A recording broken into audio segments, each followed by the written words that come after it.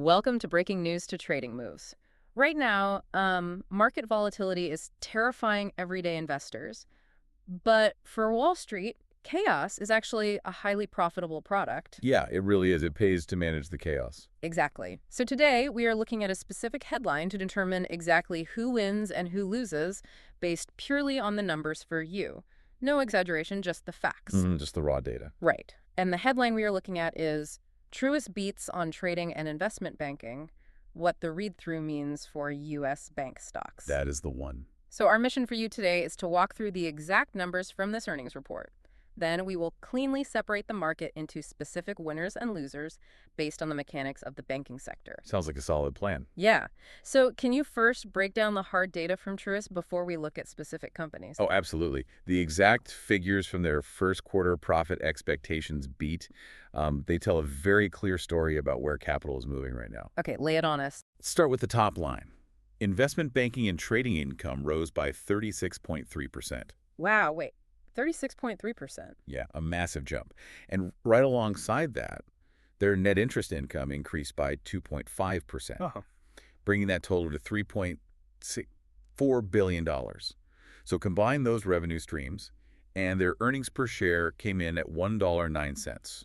And what was the market actually expecting? The expectation was just 99 cents, so they easily beat that.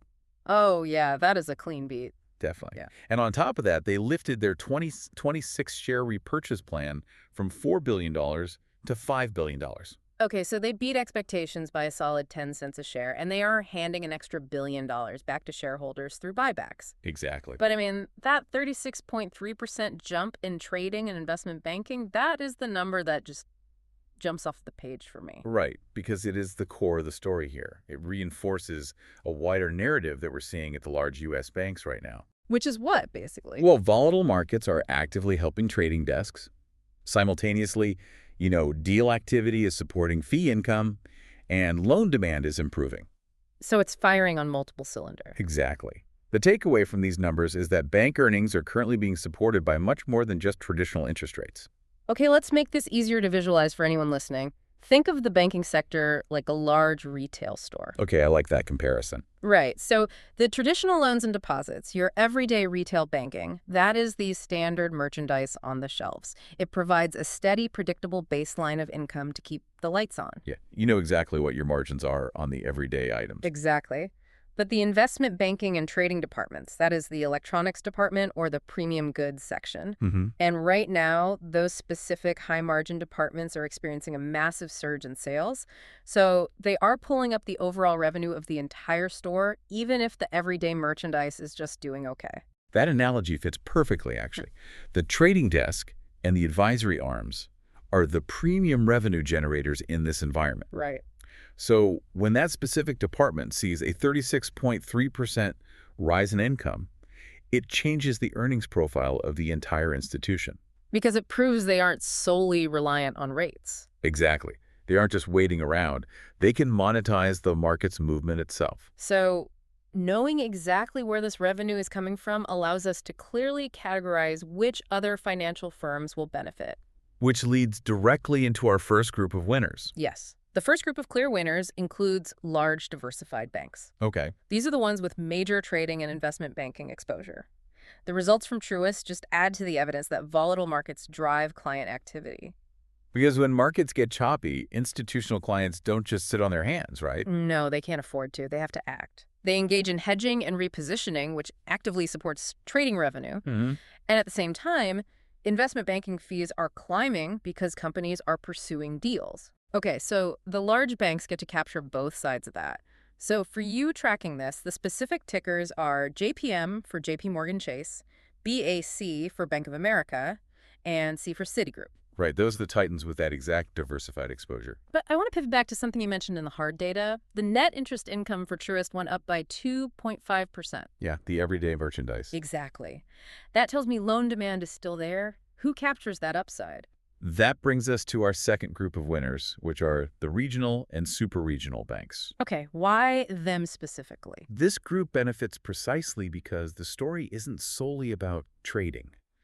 A pickup in borrowing by companies and consumers is lifting loan demand across the board. So it's actually supporting their lending margins. Yes, as seen with Truist's 2.5% rise in net interest income. It shows they are managing their deposit costs well while still successfully making new loans. Got it. So they are effectively maintaining that spread. For the regional and super regional banks seeing this lift, the specific tickers are TFC for Truist Financial, PNC for PNC Financial, and USB for US Bancorp. Spot on. So we've covered the diversified titans and the regional lenders. Who is next on the winners list? The third group of winners are the advisory, capital markets, and M&A-linked firms. Okay. During the earnings update, it was pointed out that debt capital markets have been strong, and more importantly, that M&A... Mergers and acquisitions? Yeah, exactly. Mergers and acquisitions.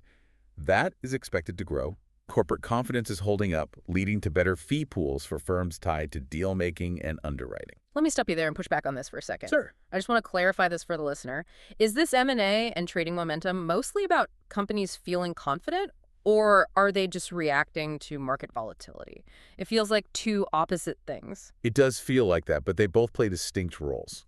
The trading revenue is a reaction to short-term volatility. So that's the fear side. Right. A portfolio manager gets nervous, so they pay the bank a fee to execute a defensive trade.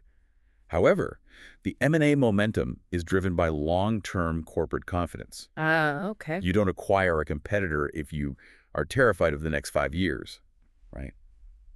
Mergers require massive capital commitments and long-term planning. So the volatility feeds the trading desks while the corporate confidence feeds the deal makers. Exactly. They are monetizing two different corporate mindsets acting at the exact same time. That makes total sense.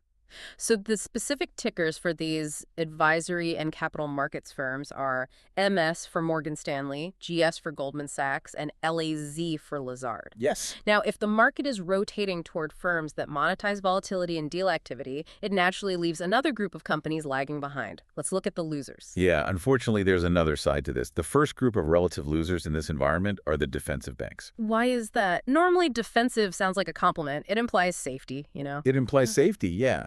But these banks lack exposure to trading and investment banking upside. Okay. They stick strictly to traditional deposit gathering and conservative loans.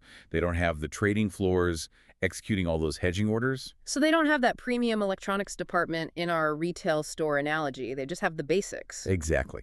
Their revenue streams are incredibly steady.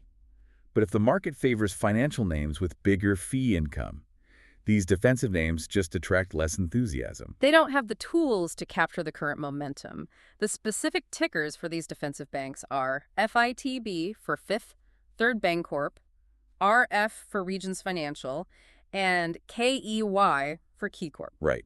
And that brings us to our second group of losers, the non-bank lenders. Okay, wait. Why are they struggling if loan demand is generally up, like we talked about earlier? Because these firms rely much more heavily on pure consumer credit trends rather than broad-based banking diversification. So we are talking about credit cards and auto loans. Exactly. And because of that specific model, they are exposed to rate-sensitive consumer stress rather than market activity. So the average consumer is feeling the pinch of higher living costs, and these non-bank lenders take the hit directly if there are defaults. Yes, they don't have a wealth management division or a corporate advisory desk to offset those rising consumer defaults. Right. So the capital in the market rotates away from them. The tickers for these non-bank lenders are COF for Capital One, SYF for Synchrony Financial, and ALLY for Ally Financial. Spot on. Which leaves us with our third and final group of losers, the asset managers. Now, how do they fit in? Because they manage huge amounts of money. They do, but they did not capture direct trading and deal fee upside. Their revenue is tied to total assets under management. So they need the stock market to generally trend upwards so their overall pie gets bigger, right? Right. Their fee is largely passive in that sense. But right now, investors may decide the best earnings leverage is in capital markets. Meaning firms that generate fees off the actual transactions. Exactly.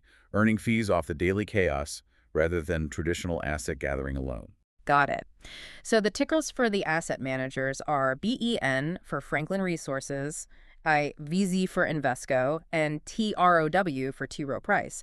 But I want to clarify something for you listening. these companies aren't necessarily losing money directly because of Truist's report, right? Like, they aren't going bankrupt. Oh, no, not at all. They are financially sound. Right. They're just losers in terms of relative stock performance and investor enthusiasm. Exactly. The capital is just rotating toward the firms with trading and advisory desks, leaving these others lagging behind a bit. Makes perfect sense. So we've walked through the exact numbers, we've outlined the mechanics, and we've categorized the market. What is a final provocative thought you want to leave the listener with today? Well, I'd say just mull over this. We have established that bank earnings are currently being propped up heavily by trading activity and corporate M&A deals rather than traditional interest rates. Right. But what happens to this dynamic if corporate confidence suddenly cools down? Oh, wow. Yeah.